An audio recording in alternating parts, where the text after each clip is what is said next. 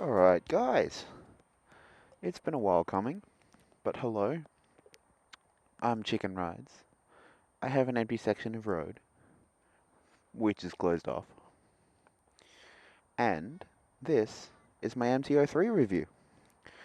So we'll start with the basics, a walk around.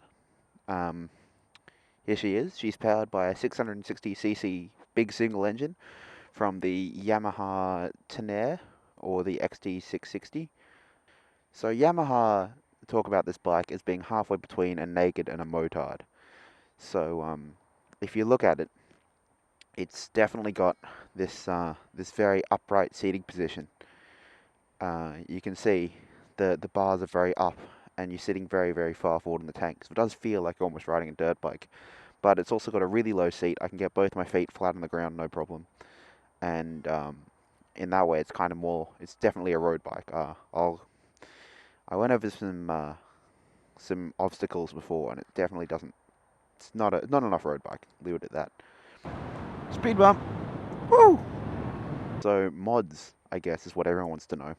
The main things I've got are actually crash protection. So I've got my handguards on here. These are from Yamaha, as was my crash cage down here. So the crash cage is on there. And they're both just kind of incidentals if I drop the bike. In addition, I've got the shitty skateboard wheel axle sliders, which are shitty. Not much of another word for it, but they have saved my bike so far in one off, so that's good.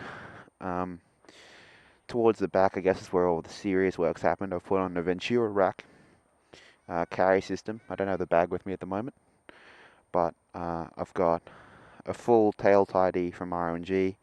I've got LED lights, indicators, front and rear as well, so that's all done. And I've got don't know if this really counts as a mod, but I found out after buying a tank bag that this is actually not waterproof.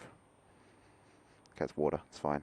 That this tank, while being metal, isn't actually magnetic. So there are a couple of washers duct taped down to hold that on, but that now holds nice and secure.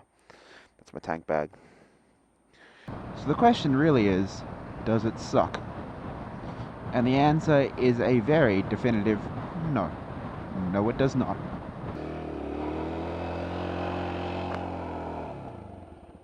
How can I put it? This bike is like...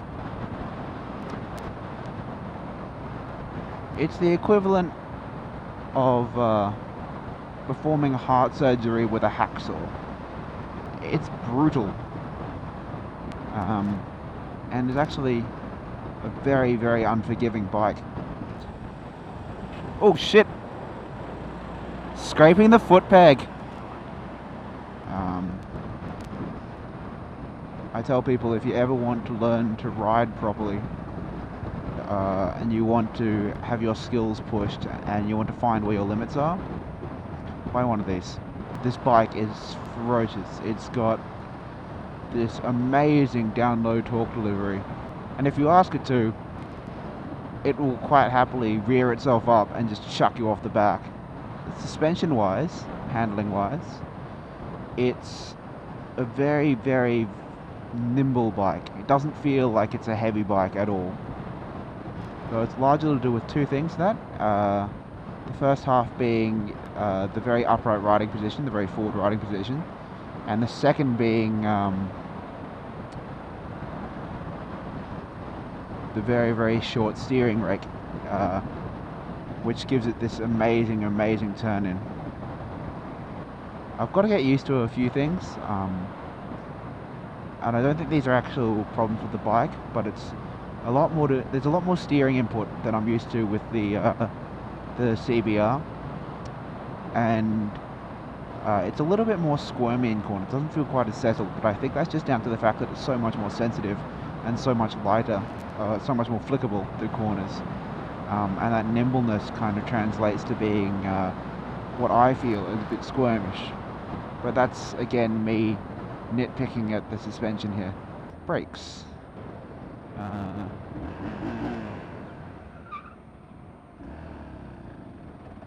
Good. That's about it. They're borrowed from the Yamaha SZ6R model, the Phaser. They're not ABS, unfortunately. Yamaha doesn't come out with an ABS model, but they will stop you on a dime. Yeah, I've accidentally locked up the rear wheel more times than I'd care to count.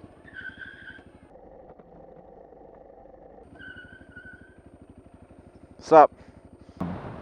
Which is partly due to the fact that I'm not used to not having ABS. My old bike always had ABS on. And it's partly to do with the fact that there's just so much braking power in it. So that's good. Comfort-wise, this is kind of an interesting one because a lot of people, when they think of a big single, they don't really think of comfort. I mean, historically, big singles tend to be dirt bikes, and dirt bikes are pretty fucking uncomfortable. Okay, so freeway testing. Well, my speed limit on my P plates is 90 kilometers an hour, and currently, if I can get up to it because these cars move out of my way. Okay, so doing 90. That's someone's behind me, right? So doing 100 k's an hour right now, sitting at a bit over 4,000 RPM, and it vibrates a bit. It's not too noticeable. Certainly I would recommend a 15 tooth front sprocket for this. I think it would help enormously.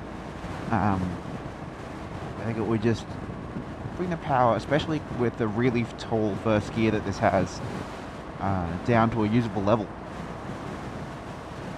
But on my P plates, where I'm restricted to 90 kilometers an hour, it's actually quite comfortable. It's only when I start pushing up to 100 that it becomes a bit more noticeable.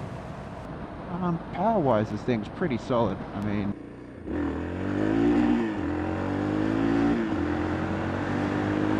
That's 100. it's got a really interesting kind of torque curve. A lot of the torque is down low. There isn't too much top-end power. I mean, the thing only revs to 8,500. All that being said, you don't really need to rev it hard to enjoy the bike. Because it has so much torque, you can pretty much be in any gear and you'll just pull out of a corner. That's really nice to have. It does have enough power for the freeway. It certainly has enough power for the freeway.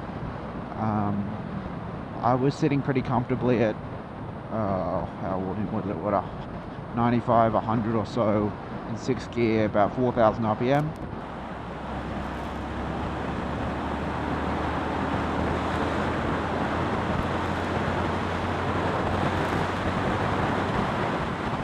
And because of the torque at 4,000, I virtually had the engine idling.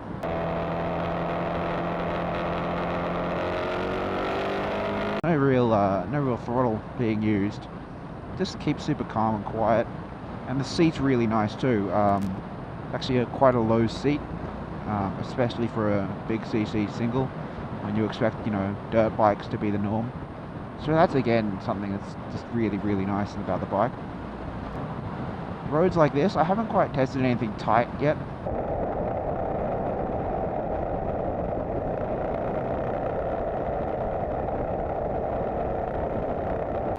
Sort of loose twisties like this so far are just the shit on this bike. I'm still not quite sure how I want to corner with this thing. That's a big thing because the upright position screams at me, and absolutely screams at me to go counter lean and knee out. Oh, sorry, and foot out. But that seems counterintuitive when the bike is so heavy. It's not a light bike. This isn't like a supermoto light bike, and I don't have that necessity on it because I'm also not very high up, so it doesn't feel like I need to lean it heaps. At the same time though, it doesn't quite feel as stable as a sports bike where I would want to have it going knee down the whole time.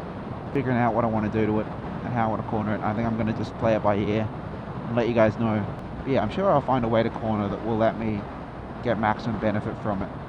Because at the moment, it kind of feels like I'm babying it a little bit.